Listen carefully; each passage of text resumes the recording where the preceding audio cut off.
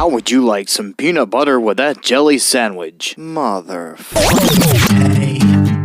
it's the Chris Court Show. Hey, oh. What's going on? This is Southside Jake. You're listening to the Chris Court Show, and this show is brought to you by...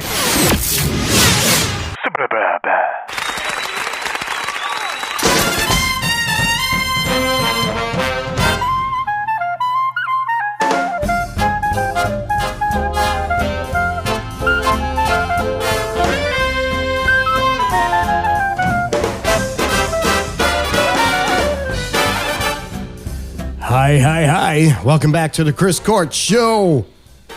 We have Matt sitting in front of me, of course. Yeah, of course. Lovely PJ Conway. Hi. That's all you got? Yeah, I'm here. Yeah, you are here. And of course, you heard in the intro, Southside Jake. How you doing, man? I'm well. Thanks so much for having me, boys. Salutations. Yes, all the way from Southside. All the way. I think it was a long trek. Thanks for the hotel accommodations and the overnight. Well, you know, that's what we do here. No, I'm right down the road. It took me like 5 minutes to get here. Thank you. Yeah, and you were eating at Craples. I had a steak at Craples and a whiskey, and I'll tell you what, it was glorious. And I told you off air I was worried about the timing, and it was flawlessly executed, need I You don't say. have to worry about timing here. We're never on time. I learned that. As you see. I'm not going to give away the secrets, but I was nervous about a call time that was not necessary. Yes. Don't worry about that. We got that covered for you. So, But at least we have alcohol to cover the time. Oh, hell yeah. yeah, we got plenty of it. If you need any more, we have Cuddy Circ. Actually, this ain't bad. If you put it on ice, it's really not bad. Yeah. Not too bad at Doing all. shots of it's terrible. Yeah.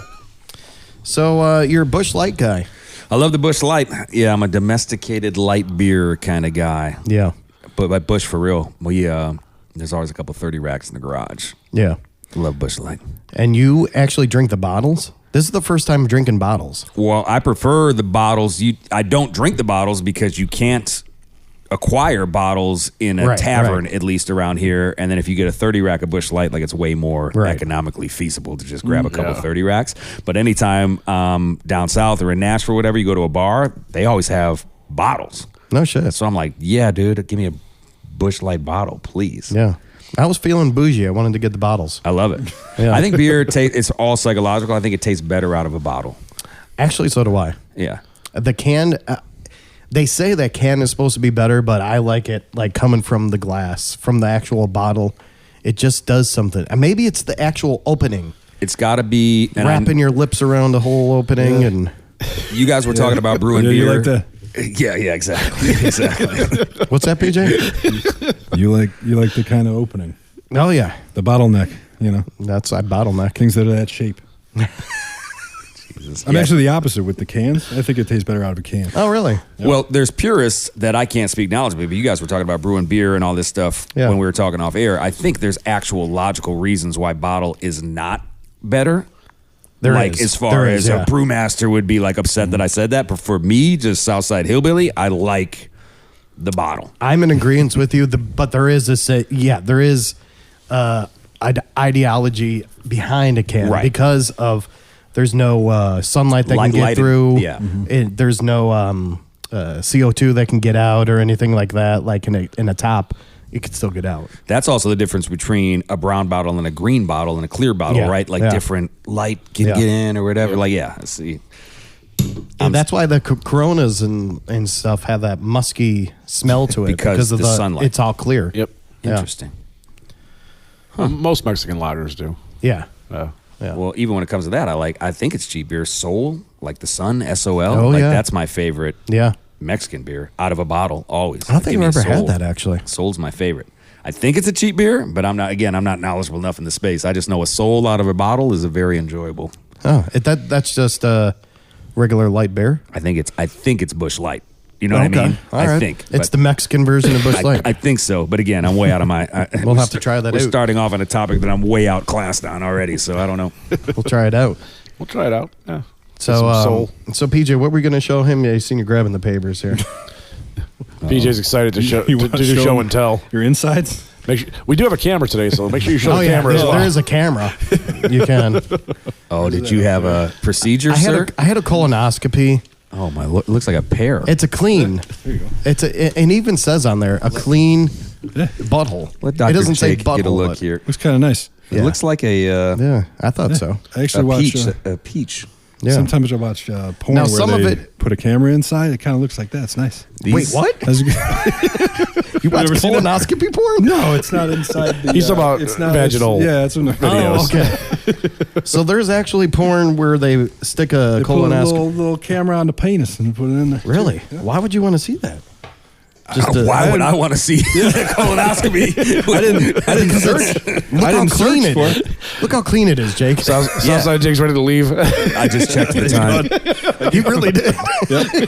No polyps. It looks like clean walls. Not a lot of tears. Thank you, thank you. Yeah, Dude, your insides congratulations. are, Thank you, Dr. Southside Jake. Congratulations. Yeah, that was the picture of my throat, though. This one was? No, it's my ass. No, Either I see way. clear. This is colon right there. Yeah. You know a colon when you see one.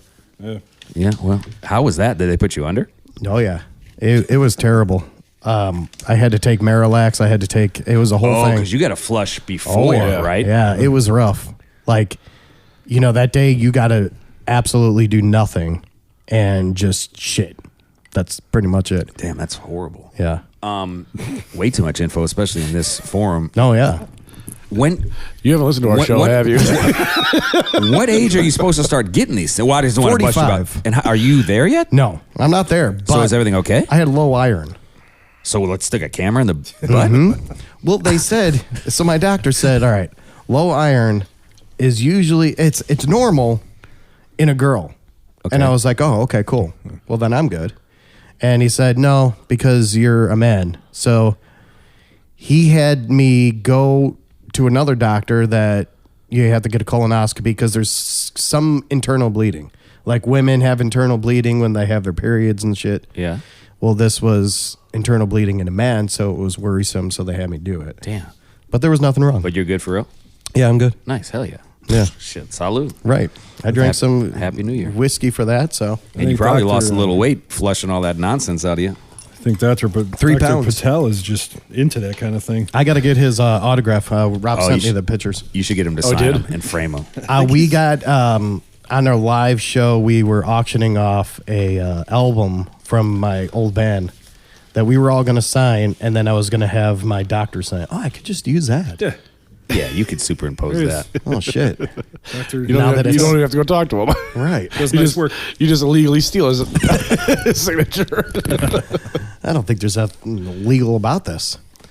All right, so Jake, man. So There's not one transition that's going to go well. I had, So speaking of my butt, heard you've been writing some music. I heard from the grapevine. So yeah, man.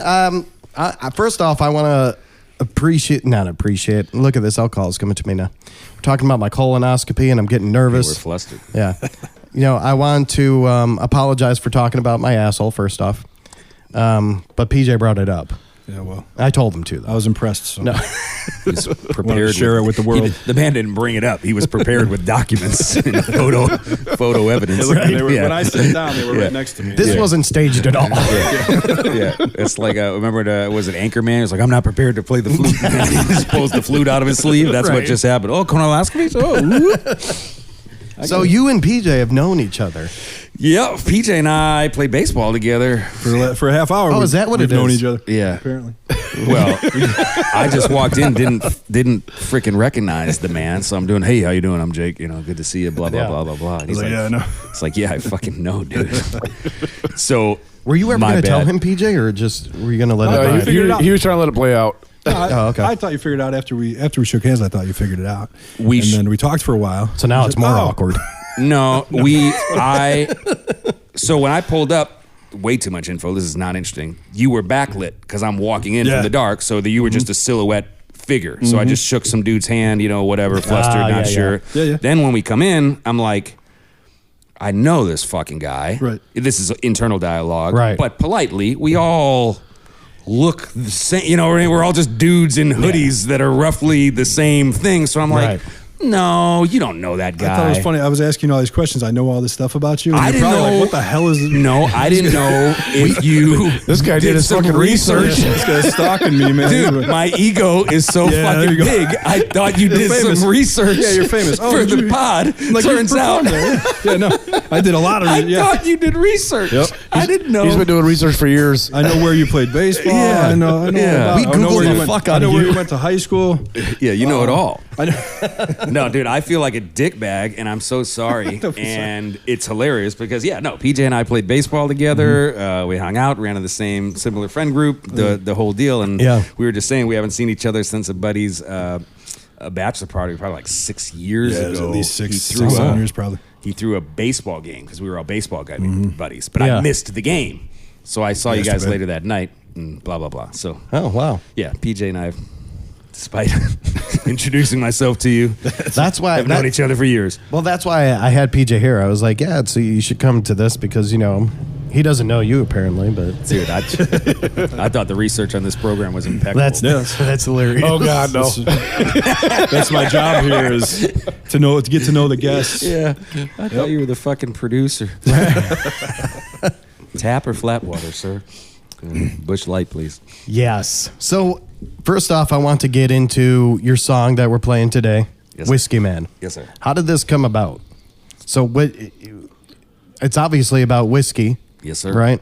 So, how did this come about? What were you thinking about when you wrote this? Whiskey Man, I was lucky. So I've been doing music and recording music and trying to make music go out of Chicago forever. And I've recently had a little bit of momentum where I've made some cool connections down in Nashville. So I've been going to Nashville about every 2-3 months for about the last year, 2 years or so. And this last time I was like, dude, I needed to actually just get in the studio, actually focus on myself, record some music. So I recorded a song called Roll Out, where that was the reason I was down there. I had the producer, Joel Jorgensen. I had session musicians, one of whom, just humble bragging, was Katy Perry's like touring keyboardist. Like that was the main event. Nice. And I love that song. Shout out to Roll Out and all those guys, by the way. So Roll Out, and then me and this producer, Joel Jorgensen in Nashville, go out and proceed to just fucking tie one on. And we're drinking whiskey and beer, and then he gets some tequila shots and blah, blah, blah, blah, blah. The next day, my other music buddy, Brad Dollar, who lives in Nashville, that's a real name, by the way, Brad Dollar, not a stage name, was like, dude, just come over. Let's noodle around. Let's fuck around and try to, write something, see if something sticks. I'm hungover. My voice is like literally fucking gravel. And we sat in his place, and he's like, what'd you do last night? And I was like, dude, we were crushing whiskeys, had a few tequilas. And then he was like, hang on. He started noodling. Anyway, to land the fucking plane, Brad Dollar and I wrote and recorded Whiskey Man on the spot as an impromptu session. Wasn't even supposed to happen. Yeah. And we enjoyed it, thought it had legs, so we finished it up, ended up mixing it and mastering it here at a studio in Chicago, and the rest is history, as they say. So this is one of the songs, it kind of is like, I don't want to say darker song, but it has that more Gritty. Yeah, gritty edge. I would say, yeah. That's a good word. Yeah, we didn't have a goal of doing it that way. Again, my voice. So, I'm not a singer. Like, I can croon a little bit. I can carry a tune. I can sing. And I'm not being humble. I'm just genuinely not a singer, right? So, I'm not a singer. My voice is already fucked. And I'm singing on this song as well. So, it's definitely kind of got like a little bit more of a, gritty, gravelly situation going on. Yeah, no, I like this. It's always a good sound, though. Appreciate that. Yeah. Yeah, people seem to be I like the rallying gritty. behind it so far. No, I like this one a lot. It's got some momentum. People are digging on it. I like it a lot. I'm proud of it. So, Well, let's roll into it. You want to put us in there? Hell yeah. This is me, Southside Jake, Whiskey Man. I'm a whiskey man, but I had a few tequilas. I was almost a somebody once. I'm on the old side of young and the young side of old. I'm still out here kicking up dust. I'm not a fighter, but don't you try her. I can't believe that it was enough. Hey, I'm a whiskey man, but I had a few tequilas. I was almost a somebody once. 2 Cuba Libres, one cold water. She was the shy type, I went and taught her. I got concrete in my soul and the bushlight in my veins. And I try to drown my sorrows, but it doesn't numb the pain. So what can you do? Just stay the course and sing a little heart, a little soul. I'm just trying to maintain. I've lived 1,000 lives and I lost 1,000 fights. I'ma overcome the demons, I'm just trying to get it right. Baby, you're not mine, but you're mine for this night. Let's do it for a couple back until we see that old sunlight. I'm a whiskey man, but I had a few tequilas. I was almost a somebody once. I'm on the old side of young and the young side of old. I'm still out here kicking the dust. I'm not a fighter, but don't you try her. I can't believe that it was enough. Hey, I'm a whiskey man, but I had a few tequilas. I was almost a somebody once. I broke a few hearts and I shed a lot of tears. Through the highs and the lows, I'm just conquering my fears. Life is full of lessons, some wish I never knew. But I gotta keep it pushing cause there's nothing else to do. I may not have it all, but I got my old guitar and these whiskey-soaked melodies healing up my scars. I'm just singing out my truth wherever I may roam. Lost man on a journey cause the music is his home. Baby, you're not mine, but you're mine for this night. Let's do it for a couple back until we see that old sunlight. I'm a whiskey man, but I had a few tequilas. I was almost a somebody once. I'm on the old side of young and the young side of old. I'm still out here kicking the dust. I'm not a fighter, but don't you try her. I can't believe that it was enough. Hey, I'm a whiskey man, but I had a few tequilas. I was almost a somebody once.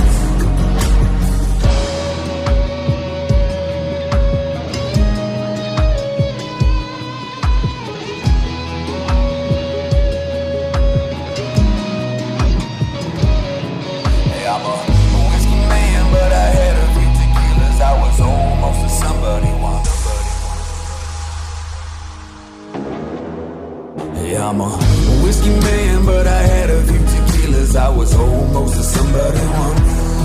I'm on the old side of young and the young side of old. I'm still out here kicking the dust. I'm not a fighter, but don't you try her. I can't believe that it was enough. Hey, I'm a whiskey man, but I had a few tequilas. I was almost a somebody once. A whiskey man, but I had a few tequilas. I was almost a somebody once. I'm on the old side of young and the young side of old.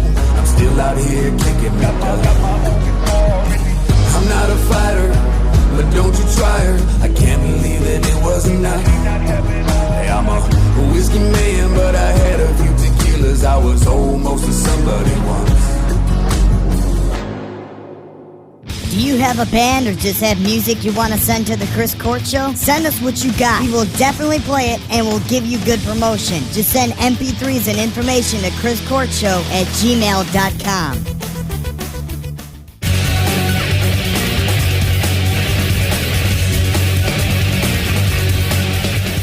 Southside Jake, Whiskey Man. Loved buddy. it. Yeah, Loved buddy. it. Thanks, man. Appreciate that. I could hear the grits, the raspy voice too.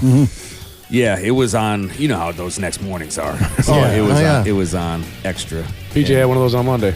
Oh, yeah, I did. I didn't write a song though. You should have. No, I did not have the mental capabilities. So you said, where did you get the beat at? That's all original music.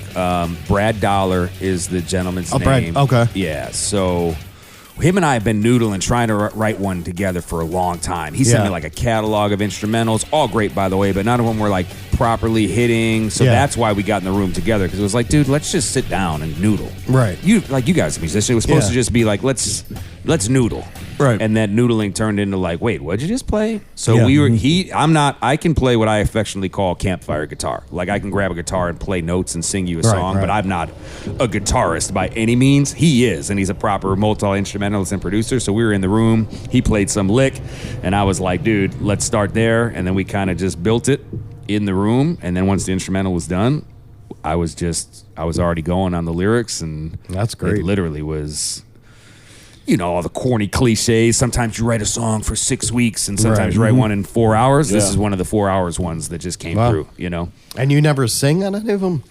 I've there's always, a couple I thought I heard. yeah, I do. I croon here and there. I've got a song called Southside Girl where the pre-chorus is like a croony kind of singing thing. So I've been dabbling. The song I put out right before this, the Rollout one I referenced, I sing on that. But I sing on that. There's a female vocalist. There's layering. You know what I mean? Like I'm not winning any American Idol ever. Yeah. But I can carry a tune and get you through. Right. No, I liked it. It was some Hootie, some Pearl Jam, some Johnny Cash, like whatever that just like crooning register is. I can pull some of that off. Well, all those guys are famous and made it. So, yeah, exactly, exactly. This is the coolest part is that it was written on the spot though too. Yeah, yeah. Dude, that's how it goes with a lot of them. I mean, PJ, you were around for a lot of. The whole reason I do music, which is absurd, is we would just freestyle rap at parties. And at the risk of being overconfident, I was halfway good at it. So we would kind of get the attention of the party. This is with Stack and Steve and all the guys that, we know. And then we started making up silly songs where we would all know the chorus, but I would just freestyle rap in between, like stupid stuff. We had one called Backflips on Your Face and Spaghetti Taco. Just you guys did that. You guys do that like no string song with Stack? Exactly. That one was great. I remember hearing that. Yeah, it was real We were fun. just dicking around, drunk guys at a party. And then we said, we got to record something. Yeah. We got to record something. This is like 15, 16, 17 years ago. So we figured out how to record one of our super silly, like air quotes, college party songs. And politely, it was egregiously bad as far as the mix and all that stuff. We didn't know our ass from our elbow. So that's what kicked the whole thing off. Then I was like, dude, I like this. I'm passionate about this. I'm halfway okay, at least, freestyling. So then I was like, let me make an actual attempt to write a proper song. And then the first ever song I properly wrote was a song called City Kids. And I ponied up some money, actually recorded it at a studio, blah, blah, blah. And then the rest is history. That's awesome. Yeah. Oh, see, that's a good back bio of that. Yeah, pretty cool stuff. And you were there during all this. Hey, I was there for some of it. Yeah. Chris and I put together a song. But I had it was over a bottle of Elijah Craig, but I already had the lyrics written, so it wasn't like written out. We kind of put it together over the bottle. Yeah, he wrote the lyrics and sent it to me, and we just just wrote it out, and I played the guitar and then sang it, and then he wrote all the lyrics. Yeah, but that's what songwriting is. Exactly. Like, I've got a lyric graveyard on my phone right now of shit that comes in my head, and you throw it on the Notes app or whatever. You know what I mean? I have a shit ton. Just because if you guys sat down and you said we're having a songwriting session, which is what you did, but like if you were both and Nashville and this is songwriting, you would come prepared with lyrics and some kind of shit anyway. You know what I mean? You bring ideas. So, you don't just show up empty. You bring ideas. So I guess I'm saying don't shortchange yourself. You guys, you absolutely wrote a song. Well, Chris has done plenty of songs. I wrote one song. I want to hear it. But I think your song. I think your song hits. What's it called? It's not on Spotify. What is it? Yet. What is it, PJ? Nocturnal Emissions. And this is what was it about?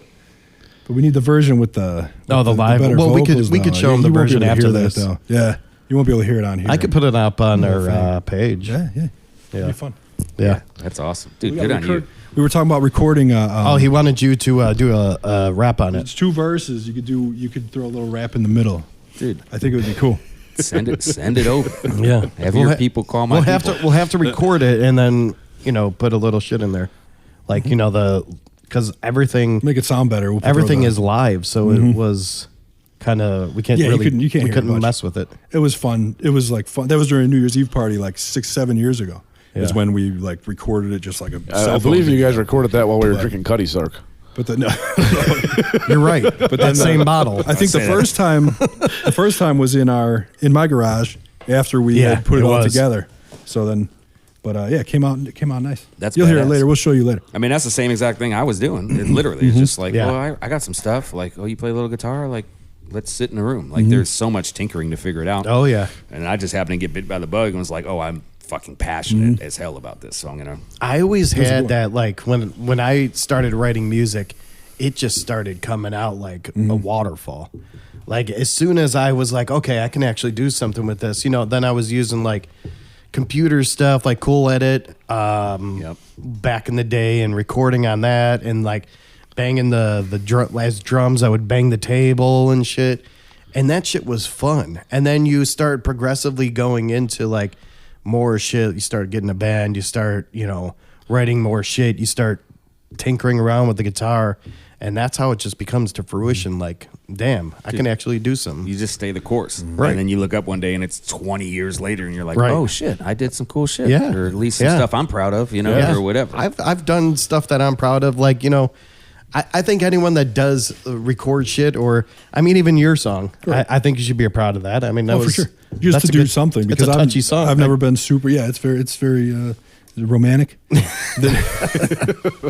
But no, I always like going to your guys' practices. To Chris's band, I used to go to the practice and see him like work stuff out and put together the song, and I always liked that process. It was cool. Yeah, it was fun. Yeah, if you don't know where music comes from, it's a fucking magic trick, Oh, yeah. right? Like it was a million years ago. It was like literally 60 Minutes or something weird, and I think it was like Tracy Chapman. Anyway, I was like a kid, and they wrote a song on the spot, like during the 5-minute interview segment. And I was just like, my mind was blown. I was like, wait, you can do that? You're allowed to do that? Wait, what does that mean? But you know what I mean? Like, if you don't know where music comes from, I'm convinced it's like a magic trick. Yeah. It's like building a motorcycle. Like, I don't know what? The engine just works, dude. Like, I can say some stuff about pistons or whatever, but I don't fucking know. Right. It goes. Yeah. But if you're a mechanic, you're like, dude, what are you talking about?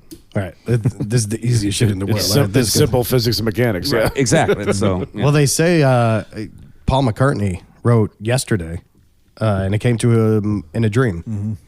And that's insane to me. Didn't he just wake up and go to the piano? He woke up with a song in his head, and it was Yesterday. Did you guys check the that Beatles documentary at all on the Disney Plus or whatever? Yes, the Get Back one. That was another thing. Yes. It was just fun. It's the way they put it together was great because you're like a fly on the wall just watching them do their thing. I like that they didn't do like a voiceover or nothing. They just let you kind of just watch. Well, he was sitting there noodling, and they showed the whole songwriting process when he was sitting there alone. Which one? JoJo was a man. Get Back. Right. Get Back. It was great. Name of the fucking documentary. Figure it out, kid. But when they're sitting there in that scene, and he's literally just noodling on the guitar, and then he's kind of trying to find it vocally, and then he finds it, and then the boys come in, and then the next thing you know, they're like doing it. It's like, dude, it's awesome. Like, and they definitely had that magic. I mean, they changed it a ton too. They changed Get Back. Oh, yeah. It like started off like a political song, and then they completely changed it. A lot of their songs were fucking changed so much. Because John Lennon and Paul McCartney, in my opinion, were one of the greatest songwriting duos ever. dude, period. So they inspired each other to do that shit. What's the saying? Is it iron sharpens iron or whatever? Like, Yes. Yeah. I think it's that they weren't shy to tell the other that no, that doesn't work. No, so completely then not. Yeah, exactly. Because it wasn't like no one's ego was bigger than the other's ego. Because they're both fucking huge. John Lennon and Paul McCartney. Like, those are two household names. So, Yep. All right. Speaking of the Beatles, let's talk about Southside Jake. Hell yeah. Two similar caliber musical acts. Right. So, we wrote out some interview questions. Oh, hell yeah. Yeah. Oh, you did. Actually, AI wrote this out for us. I wrote a lot of these questions Had for to us. Google this bum. You had to drum up an old childhood. No, so, and they were actually pretty good. And so, actually, one of my questions is, what are your influences? Well, everything we're talking about. So I'm all over the board. Like, I grew up classic rock guy. Beatles, Pink Floyd, Tom Petty, The Who, Hendrix, whatever. I'm classic rock guy. And then love heavy metal, Metallica, Pantera. I don't know if it's called heavy metal, but went heavy into like Deftones, Kitty, like all that kind of stuff. No and shit, then okay. obviously I'm a hip hop kid, like all of that mid to late 90s meets early 2000s rap. I mean, holy shit, talk about mesmerized. You know what I mean? So I love it all. I know that's like a cliche answer. But No, I am almost with you on that. yeah, hip hop, classic rock, country. Yeah. Shit, like sign me up. Soul. Do you, So you kind of, when you rap, you remind me a lot of Atmosphere. I get that a lot. Do you? Yeah. Okay. I think the tonality is the same. Yeah. And I think the topics are somewhat similar. Yeah. My deal is like this. Authenticity is the only thing we can be, right? So it's so funny. Like, I'm 39 years old. So he's like, you tell me, what do you do? Like, oh, I'm a rapper. Like, it's obviously I get that the initial reaction is like, LOL, fuck this guy. You know what I mean? But I think the reason it works and it sticks is because, and PJ can literally attest to this, or at least I think and hope so, like, I'm not coming in acting like some ding dong that I'm not, or rhyming about some shit that's not true. Like, we just listen to Whiskey Man. It says, I got concrete in my soul and a bush light in my veins. Yeah. Like, I'm literally sitting on concrete right now, slugging a bush light. Like, so I say all that not to just be like hyping myself up. I think it works because I can have all those influences similar to a guy like an Atmosphere and just be like, yo, I'm rapping about what I know. Right. And I'm not trying to be overly gangster guy, and I'm not trying to be over the top. It's just like, this is who the fuck I am. Right. And then also, sorry for being long-winded, counterpoint, dog, I am from fucking Ford City, and I did go to Bogan, and fuck you, I'm probably more hood than more than the hood guys that you know. You know what I mean? So like, I think it comes out in this nice little cool, similar to Atmosphere, authenticity. Authenticity. Yeah. Authentic way. Yeah. And I don't like to compare people to other things, but every time I listen to you, that's exactly what I hear. I love that. I mean, that's fucking awesome. Thank you. Yeah. We'll take that all day. No problem. Matt, you want to ask questions? I can. Because usually just ask all the questions for me. Well, you know. A lot of these were from AI, so they're going to sound very professional questions. Love it, please. I'll give my interview, like Chicago job has- interview answers. Chicago has a rich history in hip-hop. How has the city influenced your music and unique elements? What unique elements do you bring to the songs? Well, the city is the songs. I mean, to go on another diatribe that you guys didn't sign up for, I grew up in Ford City, which is a condo apartment building that you guys know, but the listeners might not. Very unique in that it's literally on like this island. It's like at a mall surrounded by Daly College and like a military base or whatever that thing is right over there. So I wasn't from the neighborhood, if that makes any sense. I was like on this island. So as a result, I could do a little West Lawn, a little Archer, a little Rainey, a little Scottsdale, a little Bogan, blah, blah, blah. Enter high school, went to Bogan, 79th and Pulaski, respect to Bogan. I was like, dude, I know I can achieve, that sounds so douchey, but like higher than this. I know I can achieve more than Bogan, athletically, school-wise, and we didn't have any money for Catholic school at all. We're from absurdly humble beginnings. So I figured out how to get into Whitney Young, which is like a magnet school. Blah, blah, blah. Let me just land the plane. I got into Whitney Young. It's like, dude, we don't have a car. We don't have a way to get there.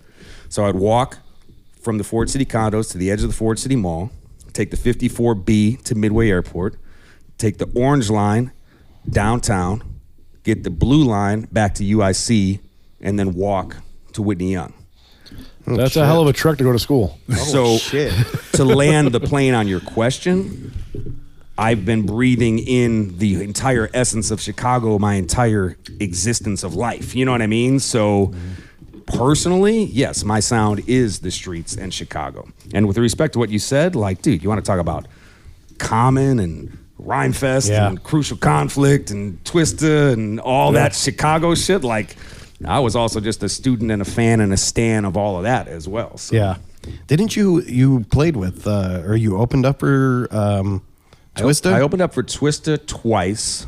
I just met Rhymefest like 2 weekends ago. If you guys don't know him, he's like, he was on back in the day. He still is on.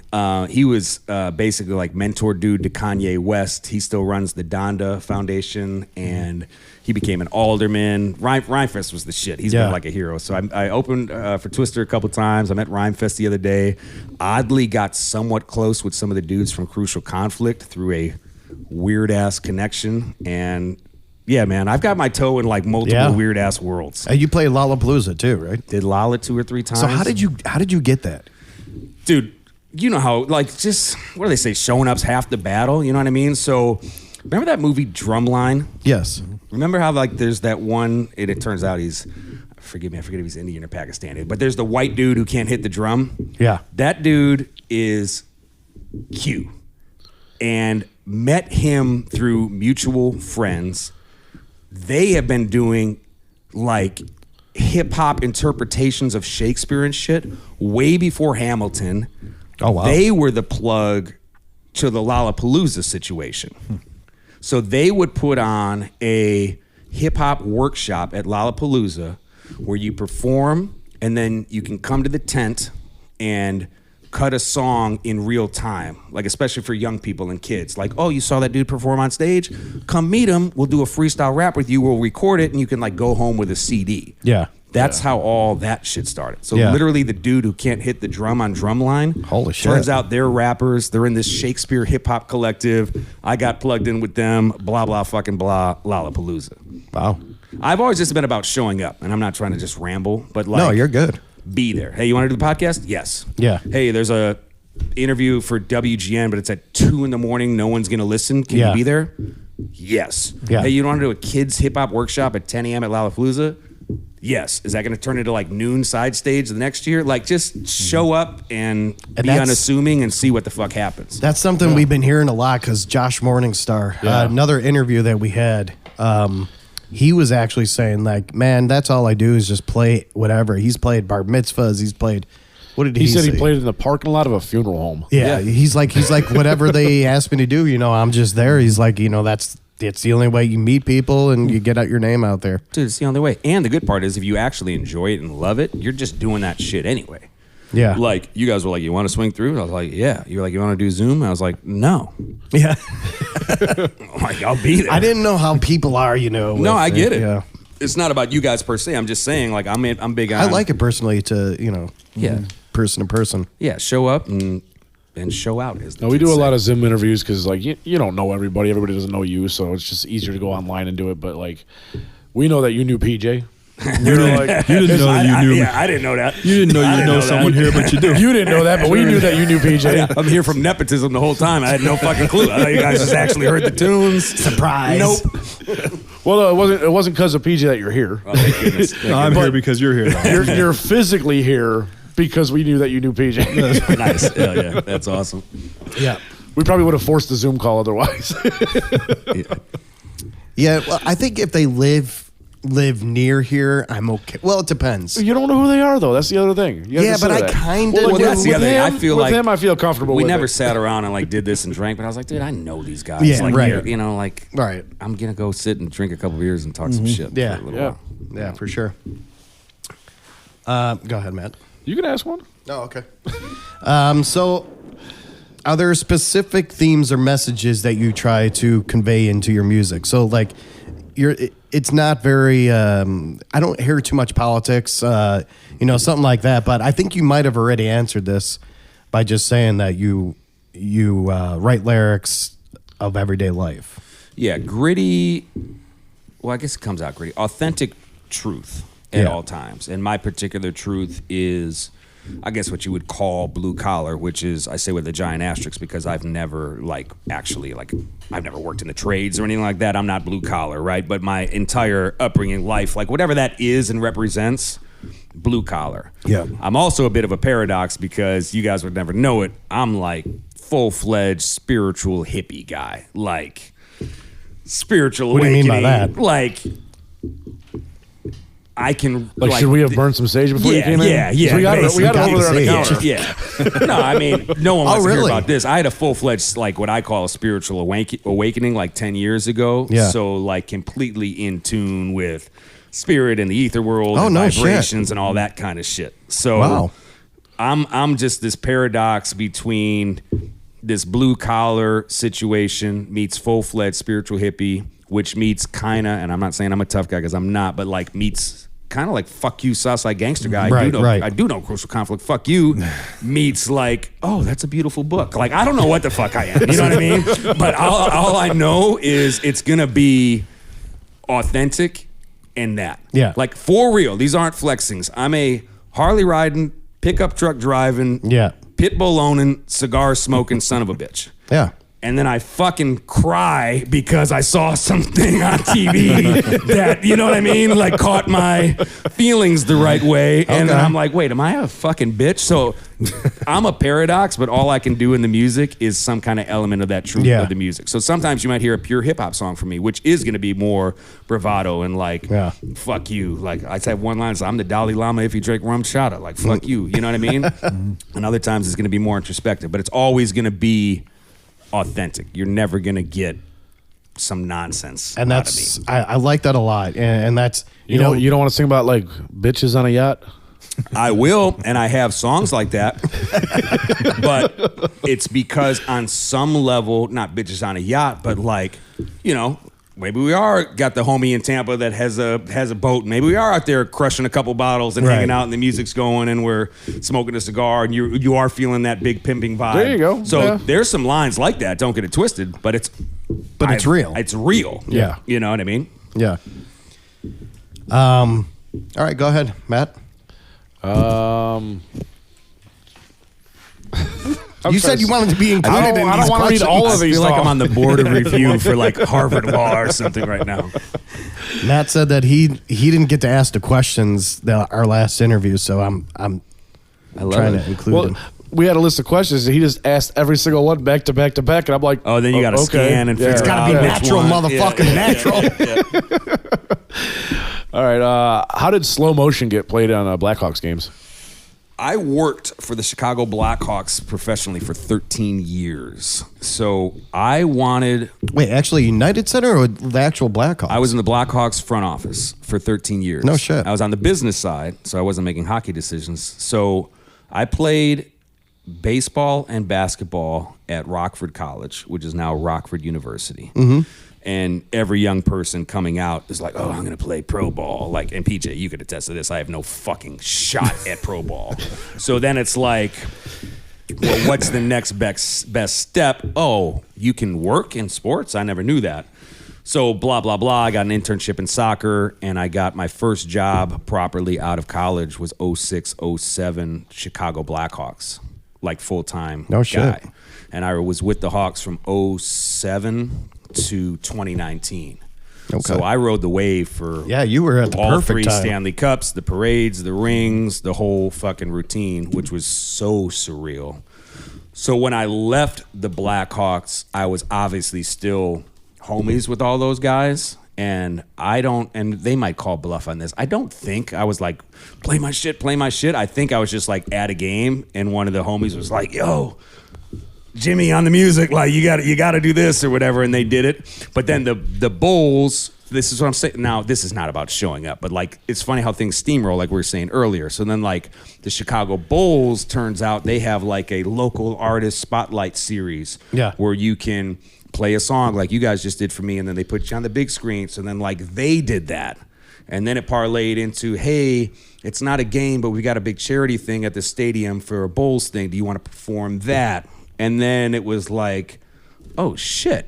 And then I forget if it was Bulls or Blackhawks were like, come do a quick halftime thing. And then you look up and you're like, damn, I played the United Center like 2 or 3 times. Yeah. Like, this shit is fucking insane. But the actual grassroots answer is, I fucking worked there for 14 years. Was it sold out every time you played the United Center? Dan, I'd like to call it packed out. Okay. Well, the Blackhawks games were for sure because, they sold out like crazy. Bulls was definitely full in there. I mean, who knows? Sold out. It was packed out. Sold out shows you played at United Center. Yeah, crazy. But that's the whole thing too, dog. Like showing up, and I know I'm not trying to be fucking like motivational guy. Yeah. But coming out of college, I took respectfully the shittiest internship ever. It was for the Chicago Storm, which is a defunct professional indoor soccer league. And I took a free internship. And then that internship parlayed in the Blackhawks job. Mm-hmm. Now, this is Blackhawks coming out of 05-06. They were ranked quite literally by Sports Illustrated the worst franchise in professional sports. When I was taking the job, they straight up asked me, why do you want to work here? Not like a job interview, like, oh, so what do you want? Like, no, why do you want to work here? We're the shittiest thing ever. And what were you thinking? Why did you apply? And the office was at 680 North Lakeshore Drive, which is essentially Navy Pier, and I was on 58th and Moody. Okay. So talk about another uphill in the snow both ways thing to get over there, full suit and tie for $7 an hour. Oh, wow. So doing that shit, again, not to be self-serving, is what parlayed. Like, people look now like, and I know you didn't say this, like, how'd you get your song on the Blackhawks game? Oh, I figured, pussy, you knew somebody. Yeah, bitch, I knew somebody because I took like the hardest, most grinded out path that ever fucking lived. It was crazy because I was thinking that same exact thing. Yeah, it's not like my grandpa owned the club and was like, ooh, you know what I mean? It's like, bitch, yeah, I know somebody, but that, so if you show up and show out enough times, eventually you will know somebody. And I apologize for being on my soapbox on that shit. No, you're like, good. You know, but yeah, Hawks was... Yeah, you knew somebody because you struggled for several years making minimum wage. Right, and then it works out. Yeah. But the Hawksters are crazy, dude. Yeah, I was there fucking 13, 14 years, 3 cups, the whole run. It was insane. Yeah. So much fun. That had to have been... You said you were on the bus? Dude, they treated...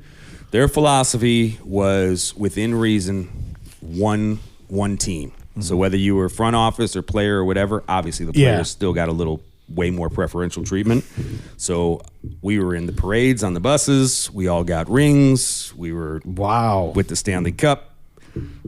Mike Gapsky is a Southside guy. He's the trainer of the Blackhawks forever. Him and I took the Stanley Cup to fucking Bourbon Street. We took it to what was it called? Shit. Hackney's, the joint on like 127th in Harlem. I think it's gone now. Yeah, it's Woo's house now. Yeah. Like it was.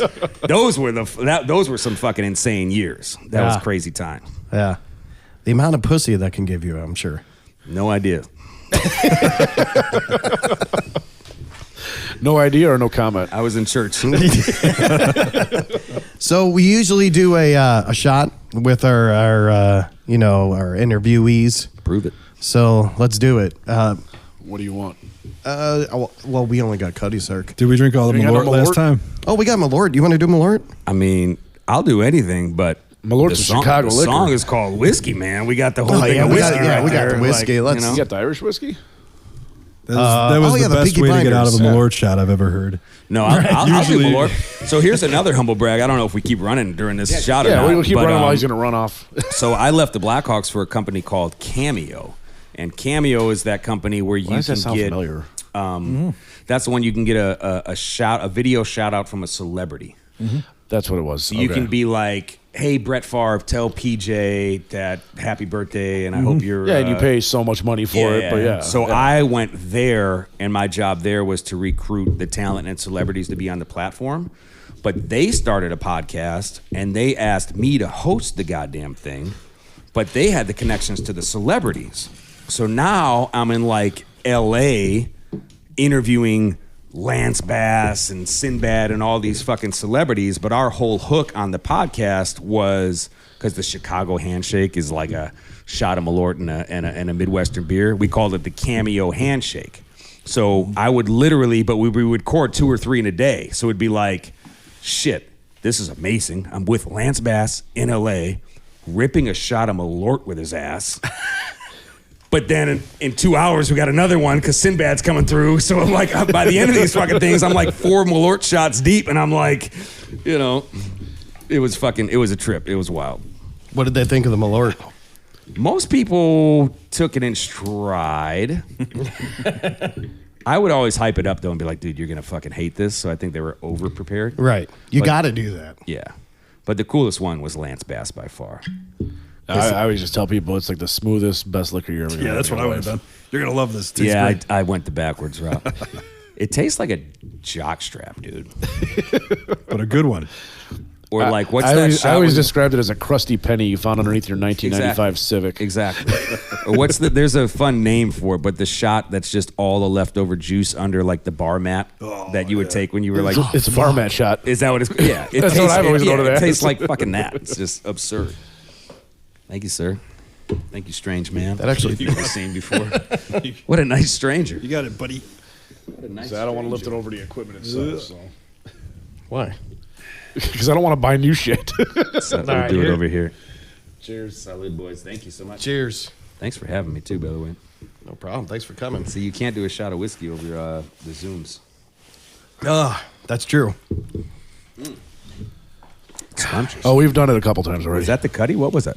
That was Peaky Blinders. Where'd it go? There it is. here it is. You know, I think I was drinking some of that on New Year's too. Yeah. It was all that mixing that got me. The mixing? Dumb question. Mixin'. Is that obviously affiliated with the show? Or Yeah. is it just, Yeah. I think it's actually Sadler's whiskey. Nice. Hell yeah. Oh yeah, Sadler. Yeah, I think Tim brought that. Yeah. Yeah. Hell yeah, dude. It's just like a Peaky Blinders edition. Yeah. I love it. Appreciate it. So What's on the list? What do you got? actually, this is a question that I wanted to ask.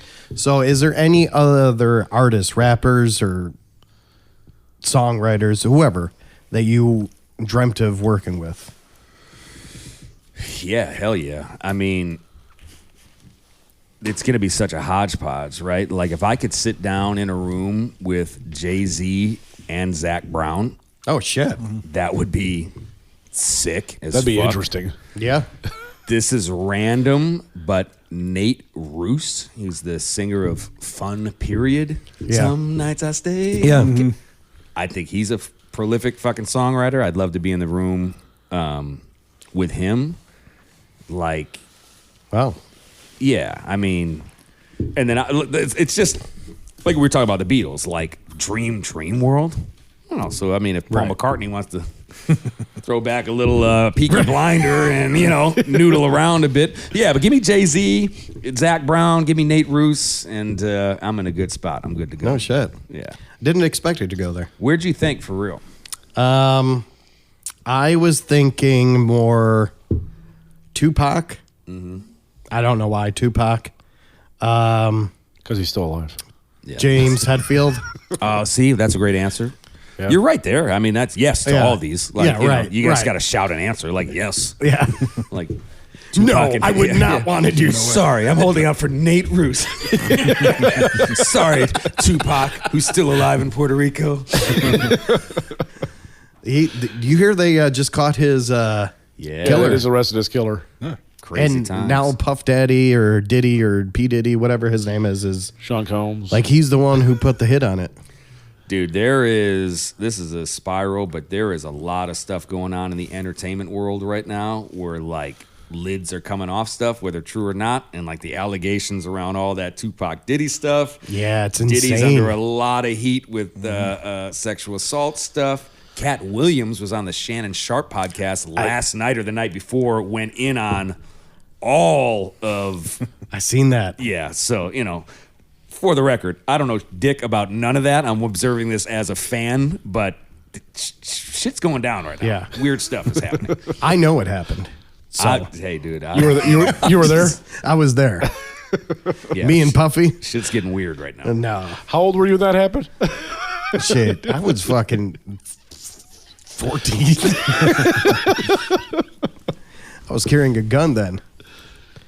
I think that's all the questions that we have. Damn, I liked the formal ones. They were kind of Yeah. Did you have any more formal ones, Matt? I mean, I might still have a couple, but Okay, I don't like the rest of them. You so. said you freestyle, right? oh god, we're gonna try to go down that route. Do you need another shot? What I said, sir, was freestyling is what started. Yeah, he this said- You know what? musical He did I'm say gonna- he used to freestyle. Yeah. But sometimes it's good. It's good to go back to your roots. Yeah, it is. Maybe not. You on don't have to video do it, but I camera. was going to freestyle with you. No, you know what's funny though, for real, is the difference, at least for sure in hip hop. Like, there's people that can actually freestyle. Yeah. Right. I'm not one of them. Okay. What I can do is garage freestyle. Right. Like, Perfect. We're slugging Peaky Blinders. I might just lose my mind if we're gonna throw the Yeah, time there you up. go. Like, I can do that, but there's real life like hip hop freestyle rappers Yeah. that can like make it go. I'm good enough to keep the party alive, keep it going. There's Right. going to be some stutters and some nonsense and then some Yeah. Paul Canerco. Like, wait, where'd you say Paul Canerco out of the blue for? Like, I'm that guy. I'm not like an actual proper freestyler. But no, hell yeah. I can get the things going. Actually, that's how I write a lot of my songs, for real. I know you asked it teasingly. If I got a good instrumental, I'll mumble through it. Or I'll freestyle something, like I got the Peaky Blinders and then the Flinders, and I'm like, so I'll record a track like that, and then if it has legs, I'll take those mumbled weird spots and be like, oh no, you should say I got the Peaky Blinders, my soul is lost, let's find her, and then you start actually building And building off of that, yeah. and then you're like, oh, okay, we're writing a fucking song. Yeah. So I'm not a great freestyler, and I'm not being humble, but that's how it goes. Can I show you how I freestyle? Please. Oh, great. Cool. I want you to judge me. I will not. I will. I will listen and enjoy.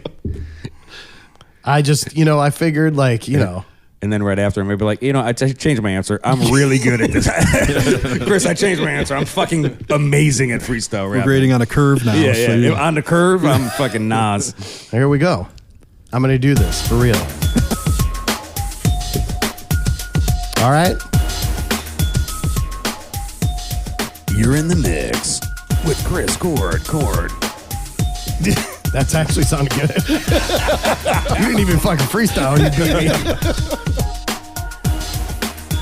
I'm drinking some Modelo's. I'm turning bright yellow. Matt's a bitch and I want the fellow. Okay, yeah, see, that's all I got. That's all I got. He just wanted to call me a bitch. That's all he wanted to do. Actually, I just wanted you to go now. I'm drinking Modelo's, I'm hanging with the fellows. I might crack a couple whiskeys, might mellow, might smoke a J, might ride a hog, might fuck around and do the dirty dog. See, I ain't shit. Like, that's what I do. Like, shit. No, but for real, that's whack. Like, that's like. How is that whack? So if we're Did you hear mine? Yeah, but I'm supposed to be able to do this, dog. So am I. Like, if we're in a basement and we're fucked up, that's fun. Might ride a hog, might do the dirty dog. Like, cute, bunch of drunk white guys. That's fun. Like, that's not a proper fucking rap verse. You know what I'm saying? Like, no fucking chance. So but that came. So I don't freestyle. That came at the top of your dome. I said what you said. You said the first line. I just ran with it. Yeah, but I don't know what I said. Something about Matt being yellow. We'll delete all this. Yeah, it's stupid. Is it because the mic thinks yellow? Is that why? Yes, Matt is on the yellow color denominated mic for the record. Over here it's green though. Yeah, we got green, we got red, we got blue. Yeah. Matt, did you have any more of your AI questions? No. The rest of the AI questions are garbage. So I want to hear one of the garbage ones though. Oh, I wasn't a fan of them. I can pull it out. Is this actually AI or you guys just teasing? Oh yeah. No, I used ChatGPT to come up with something. Here's another question. Amazing. How long you been doing this? My whole life. My whole life.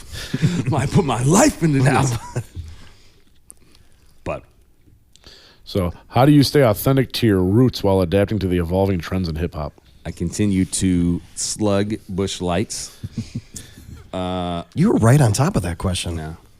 Well, it's funny because that is like a nerdy AI question, but hip hop's adapting like crazy, right? And I'll be honest, I respect the shit out of it. It's not my style of music, and I don't necessarily love it as a fan. Like, it's getting way more about the vibe, which is not bad. It's just not me than it is about like the content of the lyrics. And even rapping is way less about spitting bars and rapping. There's some people doing it, J. Cole, Kendrick, you know, there's tons, but a lot of it is more like vibe, you know what I mean? Like all that stuff. So not chasing that trend, even though it seems like, damn, Lil Nas X and Doja Cat and all these people are really sounding like cool. The mumble doing rap or this. whatever. Yeah, but I kind of want to do it. No, dude, that you've never done that. You don't do that. Like, you're allowed to expand a little bit. But don't chase the trends. So what do you think about the mumble rap? Dude, anybody expressing themselves through art is cool with me. Yeah. You know what I mean? Asking what do you think about the mumble rap to me is like, well, what do you think about, I don't fucking know, like this food dish. Right. Like, do you like, stuffed mushrooms? Like, nah, I don't really But other people fuck do. with mushrooms at all. Yeah. But I'm not going to shit on mushrooms. Like, dude, it's beautiful. So anyone expressing themselves through art and anybody finding a way out of their circumstance through art is cool with me. Yeah. You need to write a book. I don't know. I need to read it too. Dude, I got another soapbox diatribe for you, though. There's two ways my brain thinks. There's the fan, which is very easy to be like, fuck that mumble rap bullshit. Yeah. And then there's maybe someone scratching the surface or being near it and being like, oh, that motherfucker's doing his best to make art. You know what I mean? Like, watch this. This will get me canceled if I ever make it. Hey, man, you like Drake? Here's the fan. Oh, fuck Drake. Soft ass, pussy ass, whining on the mic ass Drake. Hell no. Now watch this. Hey, man, Drake actually heard your shit. He fucks with you. you learned a little bit more about the grind he took, and I'm like, shit, I love Drake. I respect the shit out of the Drake. Watch this. Let me take it more like local. Hey, you like the Cubs? Man, fuck the Chicago Cubs. I'm White Sox till I die. Hey, man, the Cubs called. Literally, my brother worked for the Cubs, and my sister-in-law, he won a fucking World Series with them. Like, your brother's there now. Do you like the Cubs? Like, well, yeah. You know, yeah, I like the Cubs. So the difference between, like, the fan version of all of us and then like the oh shit, like we gotta actually live and breathe in this world. Yeah. Like Lars can't drum for shit. Fuck Lars. He's the worst drummer in metal. That's the hey, Lars called. Oh, all right. What's up, baby? You know what I mean? Like you ever had Peaky Blinders? Yeah. Anyway. That's always a guy. That's another soapbox you didn't sign up for, but you know what I mean? Like get breaking out of that fan mode and just into like, what do I actually think about this art mode? So do I listen to mumble rap consistently? No. Yeah. Am I here to shit on it? Absolutely not. That's someone trying to fucking be creative, and that's what we want. Yeah. Mm-hmm. That's actually a good thing to go by. I do the opposite, and I'm not shaming the way you shit do all it. over it. Right. No, I'm not shaming the way that you do that because that's the proper way, and I need to learn that more because I just, honestly, I go on to my soapboxes, and my fucking mind will just bleh, and just say shit. And I can't stop that. Like, I can never stop that. Like, to say what's on my mind, it's on my mind, it's coming out. There's nothing wrong with that. But I think it'll bite. Like, me and you were just talking about this, Matt. Like, one of these days, you know, because what we're trying to do here on the podcast is actually get more listeners, you know, and get more people to listen and all that. And it's happening, but like. And the ultimate goal is to have people hear independent artists. That's the ultimate goal. Yeah. Yeah. Of course, and that's our main thing is to get independent artists, musicians out there. But then we'll have shows where I'll say some stupid shit, you know, and it won't. Or I'll say some stupid shit. It won't be terrible, but and I was talking to him, I'm like, what if? And we have the shit recorded, and this is on the internet forever, Right. Something happens where, okay, we do make it, and then they all replay that shit, and it's like, well, wait, why did you say this, and why did you say that? Yep. So you're right.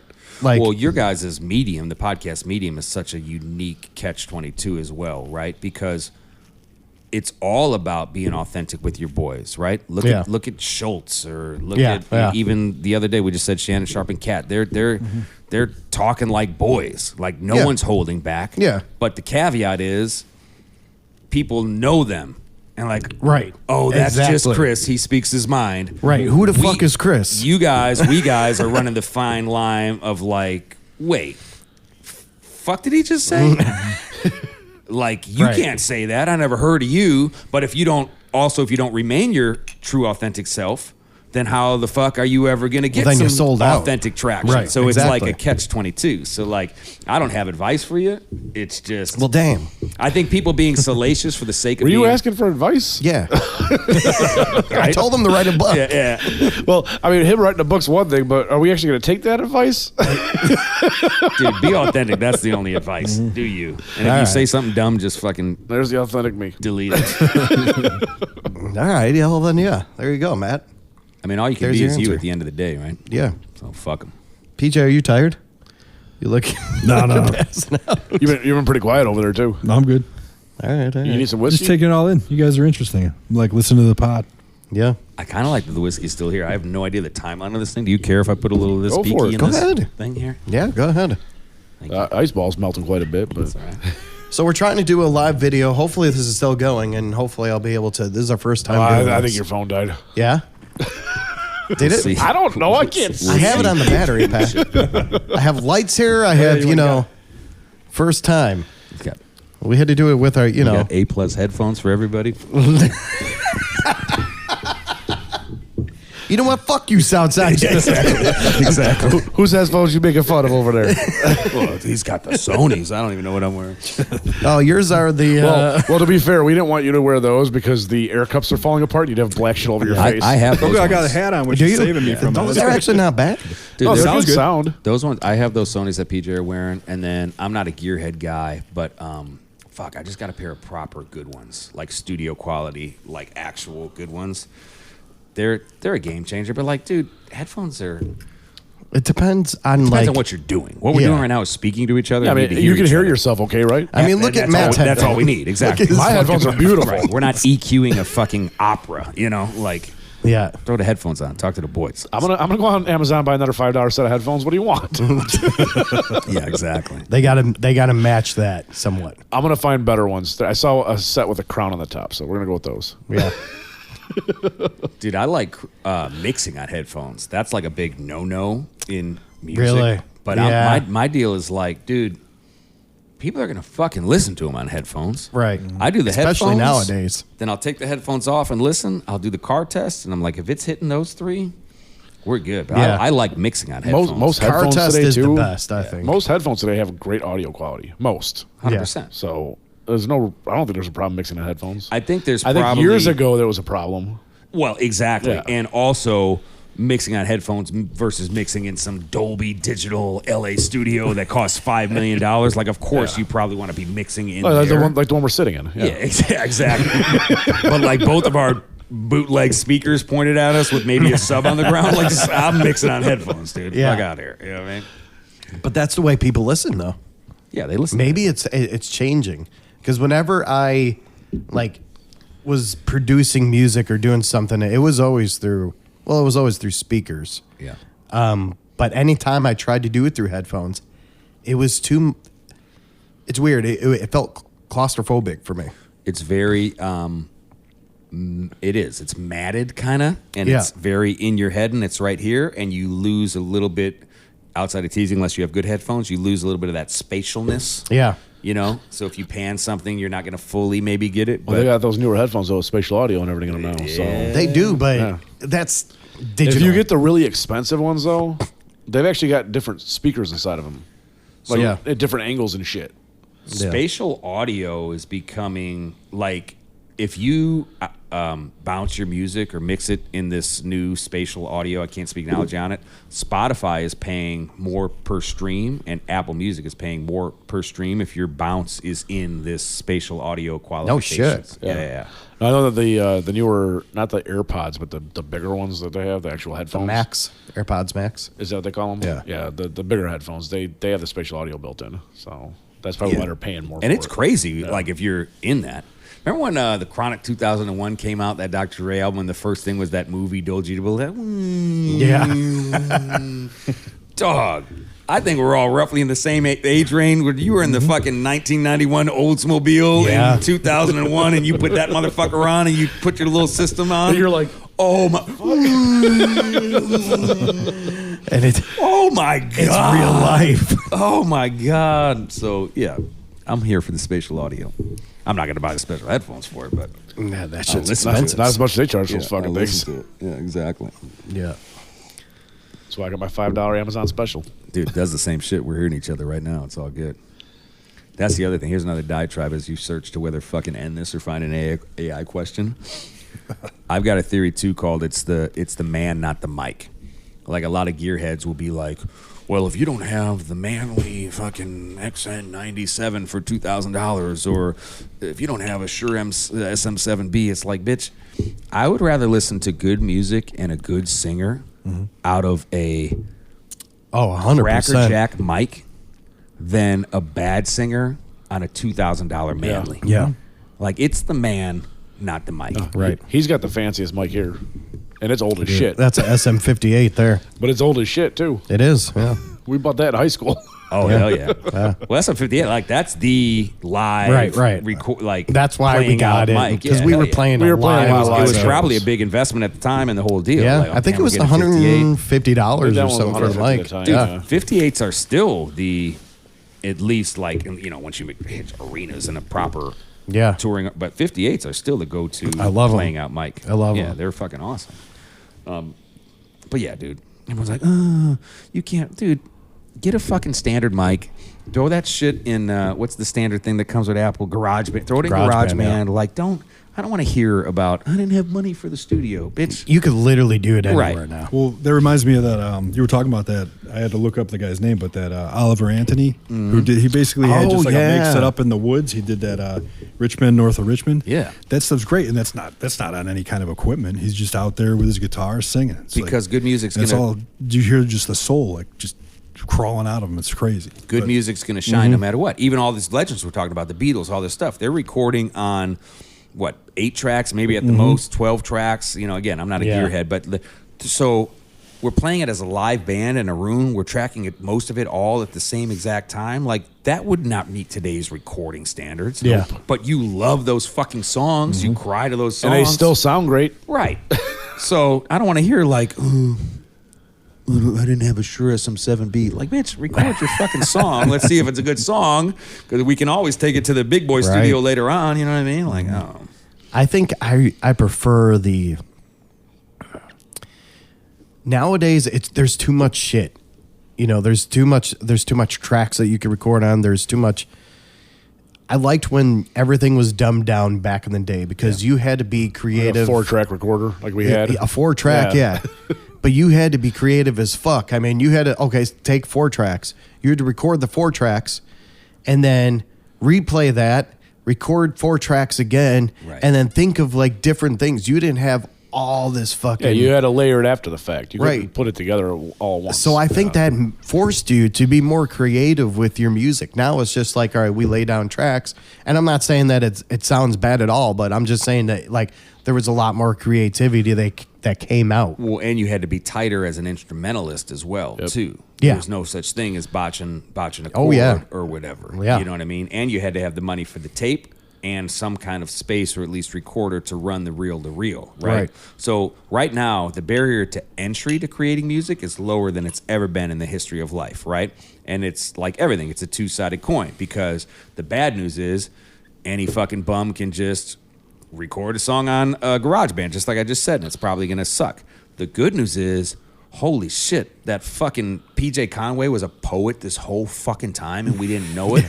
Like, I used your name, but I'm not, I mean it sincerely. And then like, that's all he needed was a mic and GarageBand. Just like the dude you said, the Virginia, like, holy fuck. So, curse and a blessing. The barrier to entry to everything is lower right now. Like, we could publish a children's book tomorrow. We couldn't do that 25 years ago. You'd never find a publisher to pick it up. Right. So I love that art has like a pathway now, but you got to sift through more fucking bullshit than you would have with a 4-track. There's too much coming in now, Yeah. There was and we talked about this a lot on the show. A lot of bands, a lot of artists, and I don't know if you're doing the same thing, will just release singles instead of albums. And it seems like nobody buys albums anymore. It's the more plausible way, that people are doing things now. It's way more plausible in my opinion. Yeah. I mean, the pure hippie artist in me would love to listen to an album and sit down and consume it and put the record on and drink some whiskey and be in the room and all that. The music marketer in me is like, dog, all that time and effort you put into writing, recording those 40 songs to get chopped down to 12, and then you're promoting that one album. We could have been putting all that time and effort into one song. And you might be only promoting 1 or 2 singles. That's what I'm saying. Yeah. But we write one song, we promote the shit out of that one, we write another one, we promote the shit out of that one, right? And then we see what sticks. And then like, I'd love to write a concept album, but we ain't got no fucking time for that. That's crazy. Because if you think about it, I mean, I'm just going to take The Wall, for example. If that shit was going on now, that would never, ever happen. Ever. And like all these artists and bands that, we've interviewed and talked to, like they all say the same thing. No, we do, singles and all that. But like they can have some of them will release an EP, but it's just like 3 or 4 songs. They can have a very good concept album that, is built there. Because I fucking love concept albums. But it seems like that's just not the thing to do today. I love the idea of an album. I think that's something that should be honored as like a listener. Like I literally just listened to 2 days ago, Busta Rhymes had Extinction Level Event. It came out in I think 2002. I just listened to it front to back the other day. Yeah. Albums are fucking dope. Oh yeah. But And usually the artists orchestrate them in a way where it tells a story throughout the entire album. Exactly. Yeah. And the art, the physical, like the artwork, like the illustrations That tie was into the it. That was the and best. that's part of it. And then you look at the You lyrics. put the CD or the record on or whatever. You'd be sitting there just staring at the shit, reading it. And Dude, you got the interludes, all that jazz. Dude, I would love to do that. I just think we live in we live in the TikTok age, right? So Right. it's just like, is They this want cool? shit Is it not? fast. Is it cool? Is it not? Yeah. It's not like we're waiting on bated breath because the Stones album is dropping Tuesday and we're all gonna get it. You know, we don't want to stand in line anymore. you gotta adjust with the times. I Stand in line at suppose. the record store for the release date. Hell Dude, yeah. or the actual Ticketmaster locations, like you'd be outside the Jewel, Yeah. or the Carson JC Perry Penney. Scott's. Yeah. And I remember when Jewel had like the ticket sales and shit for stuff. You'd go there for like the fucking like circus even. You'd go to Everything. Jewel to get the tickets. Yeah. Yeah, but that was fun. Instead of going online and then Oh, it's so much easier. It's so much easier. I want 4 tickets done. for the lazy man in you. Right. Dude, but then pulling them up is hard sometimes now too, because it's like download the ballpark app and upload this and fucking scan your retina. It's like, dog, I'm just trying to get a hot dog and go to the game. Like, I don't, Here's your porn you looked at last week. right, exactly. You're fumbling with the thing in front of the usher. The browser history pops up. Like, A dog, big dick pops I'm up. just trying to trying to see the White Sox. Hey, the Royals. I swear this is what I was looking at before. I swear. Exactly. He's winking at you. Shit don't work. Golly. All right. So I think that's all we have for today. Hey, man, I want to thank you so much for coming on. We did it all. It's been awesome. Like, thank you, Southside Jake. PJ, thank you for coming up here. You're welcome. And It was nice to meet Southside Jake He's not gonna thank me for the first I was time. like, I'm always here. Maddie? I'm always here. Maddie? Thank you, Oh, Maddie. Maddie's always here. He's a co-host here. Thank you, Matt. You're welcome. Go fuck yourself. I quit. So where can everyone find your stuff? Well, guys, you can find me at southsidejake.com. No, everything is Southside Jake. I Southside is one word, which is technically incorrect in the grammatical world. But all my Instagram, Facebook, website, everything is just Southside Jake. So, And it's all on streaming platforms, too. oh yeah, like- to Spotify and anywhere you can get music. I'm on AMI jukeboxes. Fingers crossed, really close to closing something with TouchTune jukeboxes. So Oh, shit. yeah, we're out here. Nice. Anywhere, if you throw Southside Jake in the Google machine, it'll populate. Awesome. Well, hey, man, thanks a lot for coming up here. Dude, for real, love that what you guys are doing. Love that you had me here, and appreciate the platform. Yes, for sure. Salud. You heard it, Southside Jake.